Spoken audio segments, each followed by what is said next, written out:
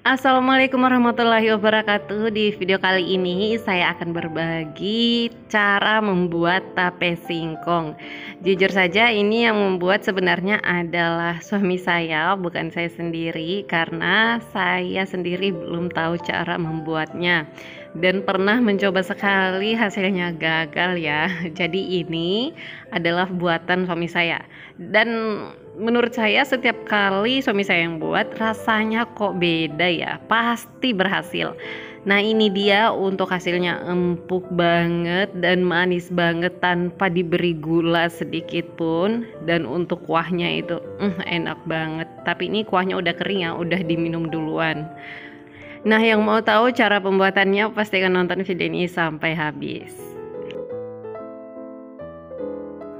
Ini dia singkongnya. Kalau orang kampung ini biasanya disebut dengan singkong ketan gitu ya. Katanya memang singkong itu bermacam-macam juga.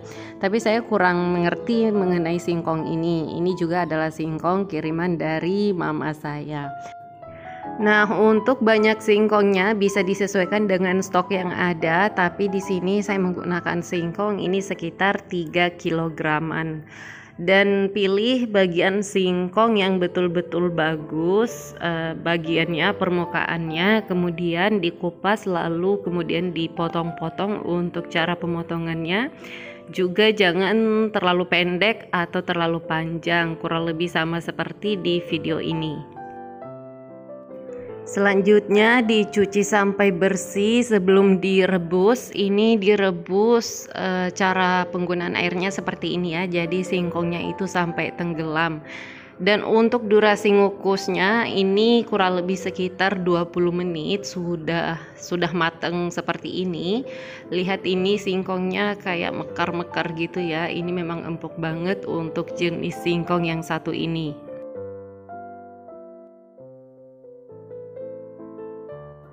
Setelah singkongnya matang, dikeluarkan terlebih dahulu dan ditiriskan, jangan sisakan endapan air sedikit pun, dan juga ditunggu terlebih dahulu singkongnya sampai dingin atau sampai anget-anget suam-suam kuku gitu, baru boleh diproses ke tahapan selanjutnya. Sediakan daun pisang untuk melapisi wadah yang akan dijadikan tempat fermentasi. Lalu tata daun tersebut di dalam tempat yang akan digunakan. Jangan sisakan celah sedikit pun agar nanti hasil tapenya jadi lebih bagus. Di sini kami menggunakan ragi yang masih bulat-bulat utuh padat gitu, dan untuk lingkarannya itu sebesar uang koin Rp1.000. Dan untuk 3 kilogram singkong kami menggunakan 4 biji ragi.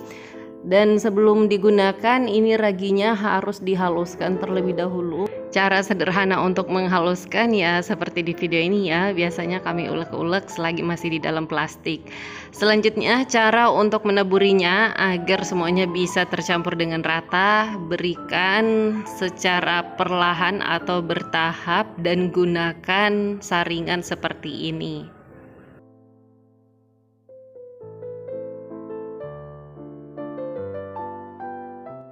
Kemudian tata satu persatu di dalam wadah yang sudah disediakan, lalu kembali taburi bagian atasnya. Intinya seluruh permukaan singkong ini terbaluri oleh ragi, tapi jangan terlalu tebal-tebal juga ya. Itulah sebabnya dibutuhkan menggunakan saringan agar ia hanya terkena ragi secukupnya saja. Asalkan semua permukaan singkong ini terkena ragi, dan juga pastikan raginya jangan terlalu tebal.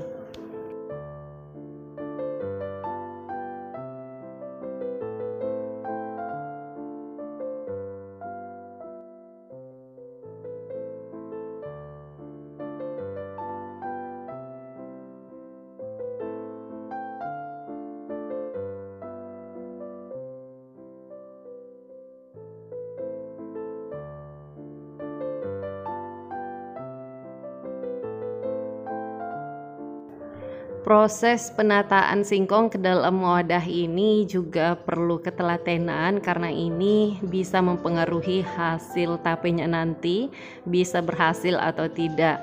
Katanya seperti itu, jadi harus lebih telaten, sabar dan perlahan-lahan, dan juga memastikan semua permukaan singkong ini sudah terkena ragi.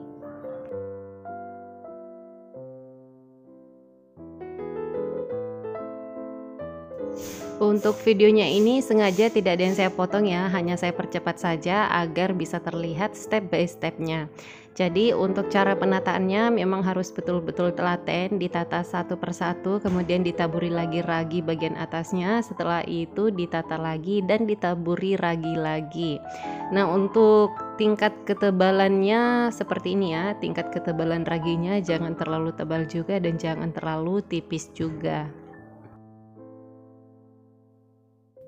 Jadi ini sebenarnya ada beberapa mitos terkait pembuatan tape ya. Katanya pada saat orang tersebut itu emosinya tidak sedang stabil alias sedang marah, itu tidak dibolehkan untuk membuat tape karena itu akan menyebabkan nanti tapenya bisa jadi pahit alias tidak jadi atau mengeras gitu ya.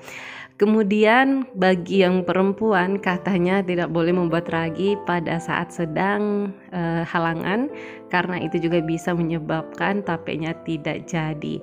Entah ini benar atau tidak, tapi inilah yang dipercayai oleh orang-orang, hampir semua orang mengatakan demikian. Dan saya sendiri juga sebenarnya belum pernah mencoba ya, karena pada waktu itu saya pernah mencoba membuat tapi nggak jadi, tapi saya lupa waktu itu saya sedang marah atau sedang halangan.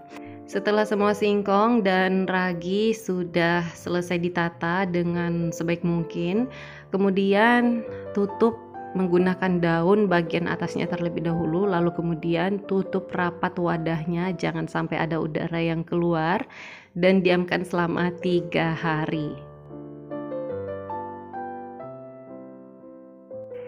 Jadi sebenarnya ada kesalahan ya, setelah 3 hari itu saking senangnya kami buka wadahnya ternyata udah jadi mateng tapenya, dan pada saat dicoba itu enak banget sehingga kami semuanya makan bareng-bareng dan juga sebagian dibagikan oleh keluarga terdekat.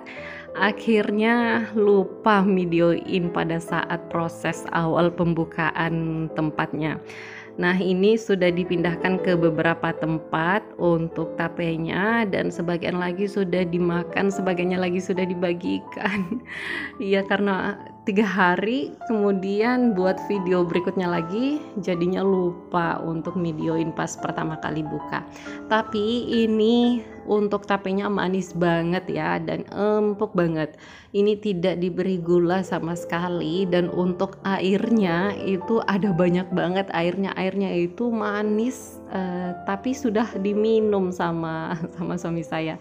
Itu yang paling dia sukai dari tape sebenarnya, dia paling menyukai airnya. Tapi kalau saya sendiri, saya suka tapenya yang seperti ini. Nah, tape ini enak banget dimakan dalam keadaan dingin, dan ini tips juga ya. Ketika setelah 3 hari difermentasi untuk tapenya dan dicoba sudah matang, harus dikeluarkan dari wadah aslinya lalu kemudian simpan di dalam kulkas agar ini raginya tidak terus bekerja dan bisa menyebabkan tapenya itu terlalu matang alias rasanya itu kayak kecut kayak gitu, kayak cukai ya. Jadi untuk menghentikan proses fermentasinya harus disimpan di dalam kulkas setelah dirasa sudah matang untuk tapenya. Baiklah, itu saja. Semoga video ini bermanfaat dan selamat mencoba di rumah. Semoga berhasil. Dan terima kasih banyak sudah menonton video ini sampai habis. Sampai ketemu lagi dan saya di video selanjutnya dan di resep-resep selanjutnya. Wassalamualaikum warahmatullahi wabarakatuh.